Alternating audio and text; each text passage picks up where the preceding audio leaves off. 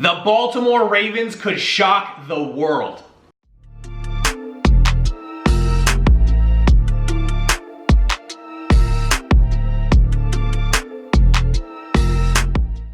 Let's start things off with a recap of Super Wildcard Weekend.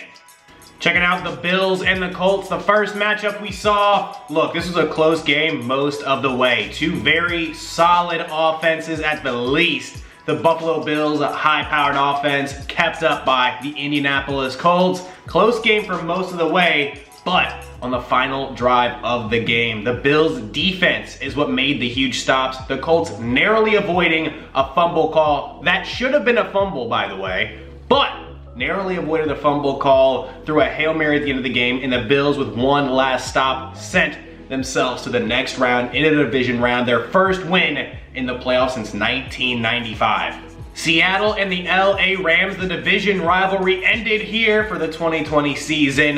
The LA Rams coming out victorious as they locked down both Tyler Lockett and DK Metcalf for large portions of the game. Russell Wilson getting demolished by that LA Rams pass rush for a large portion of the game as well. And the heroic performance of Jared Goff coming back into the game for the hurt quarterback John Wolford, who took a serious injury to the neck, was rushed to the hospital shortly thereafter after a hit by Jamal Adams sent Wolford out of the game. But all indications are that he's doing well. He's going to be just fine. But Jared Goff coming back into the game after having surgery on his broken thumb just 12 days prior, leading the Rams to a victory over the in-division rival Seattle Seahawks. Washington football team versus the Tampa Bay Buccaneers. The Tampa Bay Buccaneers offensively looked pretty steady for most of the game, putting up points when they needed to. A routine game, it looked like, for the Tampa Bay Buccaneers, for Tom Brady in his 42nd playoff appearance. Tom Brady and company cruised to a win, but not without some resistance by quarterback Taylor Heinicke of Washington. Taylor Heinicke just played himself into a nice little contract this offseason. Rooting for him, the former ODU Monarch put up some really good numbers against what is essentially a sketchy Tampa Bay defense. Tennessee and Baltimore, another game that was close for most of the way. The Baltimore Ravens defense were the absolute MVPs in this matchup. Say what you want about Lamar Jackson having a good game, but stopping Derrick Henry, who ran for 2,000 yards on the season, to just 40 yards is incredibly impressive. Baltimore's defense holding him to 40 yards. Let me just emphasize that again. And then came with the late game interception from Ryan Tannehill, Marcus Peters with a late game interception to seal things. And this is a rivalry renewed. If there was ever a rivalry before, this is definitely a rivalry now. The Baltimore Ravens paying back the Tennessee Titans, stomping on the logo after the late game pick. And honestly, looking forward, I'm excited for the rest of those matchups. New Orleans Saints and the Chicago Bears. Chicago, well, they played up Chicago expectations, failing to execute at a lot of key moments. Dropping touchdowns in the end zone is not how you win big games. And New Orleans, honestly, they just played their brand of football and took things the whole way. New Orleans moved on. Pittsburgh versus Cleveland. Steelers versus Browns. This is one of the more exciting matchups because the Cleveland Browns got off to an electric 28-0 start, taking it 35-7 going into halftime. The Cleveland Browns finally toppled their older brother in the division. Huge victory for Browns and Browns Nation. And it looks like your boy made a couple really good calls a few weeks back, so just let me pat myself on the back there. But nonetheless, the Pittsburgh Steelers, they're going to have to do a lot of evaluating this offseason. The Cleveland Browns, their first playoff victory since 1992, when their head coach was none other than Bill Belichick. In some other news, the Eagles decided to part ways with Super Bowl winning coach Doug Peterson. The call to bench Jalen Hurts, well, looks like it came back to bite him.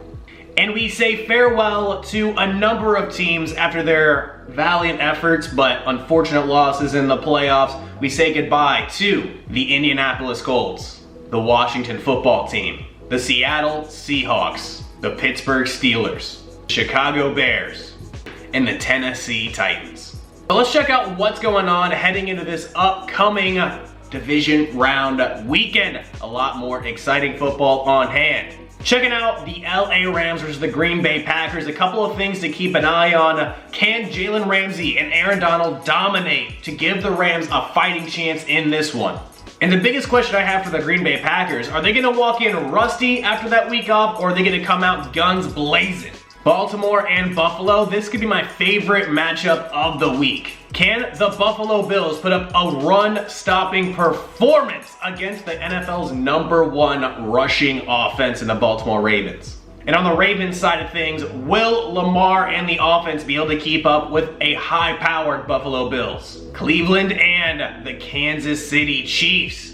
With the return of Kevin Stefanski, how much does that factor into the winning hopes of Browns fans trying to topple the defending champions?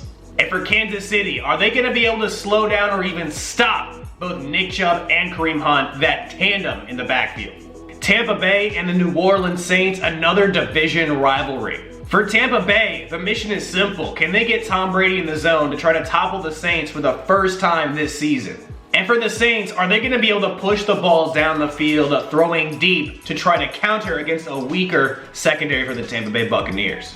And now what you've all been waiting for, it's time for our take of the week. The Baltimore Ravens could shock the world. After a huge victory over what we consider now rivals in the Tennessee Titans, the Baltimore Ravens getting some revenge, stomping on the logo. Look, this Ravens team is energized. They got their swagger back. They look like they're playing an exciting brand of football, and that makes them incredibly dangerous. Lamar Jackson finally got the monkey off his back, getting his first playoff victory in his illustrious career filled with awards and accolades. Finally got his first playoff win, and that poses danger to the rest of the AFC and honestly the rest of the NFL. Because a savvy and experienced and a winning Lamar Jackson and a winning Baltimore Ravens are a dangerous football team. Now look, the Ravens offensively have a lot of very good contributors. That offensive line is dominant in the run game, leading the Baltimore Ravens to the #1 rushing team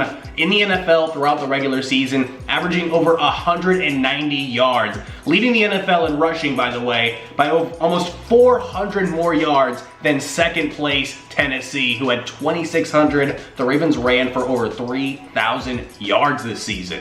Oh, so there was a small issue. For some reason, the audio with the recording got kind of messed up, so just picking up where I left off. So checking out what else the Baltimore Ravens have going for them. On the outside, they've got Marquise Hollywood Brown, who can split defenders and get down the field, sneaking by safeties, because the boys got those burners. Really good deep threat, really good on those intermediate out routes as well, so somebody to keep the eyes on, as well as tight end and Lamar Jackson's favorite target, Mark Andrews. And Mark Andrews honestly is as reliable as they come. The Baltimore Ravens leading receiver, and honestly not too shabby in the run game as well. Of course, the Ravens like running that rock, so Mark Andrews, if he's going to be on the field a lot, needs to know how to block. What the heck happened to my voice right there? Moving on. The Baltimore Ravens are not all offense. On defense, they've got a great cast and crew. Calais Campbell, Marcus Peters, Marlon Humphrey, Brandon Williams, Matt Judon, a lot of Pro Bowl, all pro level players in that list I just named, as well as new rookie linebacker out of LSU, Patrick Queen, adding into the mix. So they got a lot of speed, they can pass rush, and they can play some really elite level man-to-man press coverage. The Baltimore Ravens defensively have a lot of talent and should not be slept on in the slightest. Oh, and when the offense isn't necessarily that great, the defense isn't necessarily that great. They've got one of the best special teams players in the NFL. The reliable Justin Tucker, as reliable as they come. And of course, being coached by a man with a ton of playoff experience, head coach John Harbaugh, a Super Bowl winning coach. So look, they've got experience on both sides of the football, just trying to build some momentum. The Baltimore Ravens absolutely need to be on every NFL fan's radar. They could be the ones to shock the NFL world. So Ravens fans, really exciting time for you, but tough matchup against the Buffalo Bills. I'm not going to guarantee whether or not they're going to win that game or not, but is it possible? Absolutely. Now you know what it's time for. It's time for picks. NFL Division Round starting off, Cleveland and Kansas City. Gonna be a fun one. A lot to keep your eyes on here. Stefanski, Nick Chubb, Baker Mayfield, Kareem Hunt, and the Browns as a whole. But Give me the defending champion Kansas City Chiefs. Patrick Mahomes, Tyreek Hill, gonna be way too much for Stefanski's offense. Baltimore and Buffalo. I know I hyped up Baltimore a lot in this video, and they've got a lot of great assets, but I'm gonna lean more so with the hot hand here. Give me the Buffalo Bills. The Los Angeles Rams heading up to snowy, cold Green Bay, Wisconsin. Give me Green Bay. I think they're absolutely gonna be coming out guns blazing.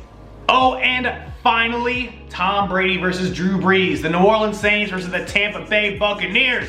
Give me Tom Brady in this one, because if I'm gonna take anybody in the playoffs, is there anybody on the line to win me a playoff game, it's gonna be Tom Brady. It's gonna be close. Give me Tom Brady on a late game push. And that's all I've got for you this week. Thank you so much for watching. All my social media is down in the description below. Feel free to stick around, watch some more content, like, comment, share, all the good stuff. My name's Tristan Blake Rines, and I'm gonna catch you in the next one. Adios.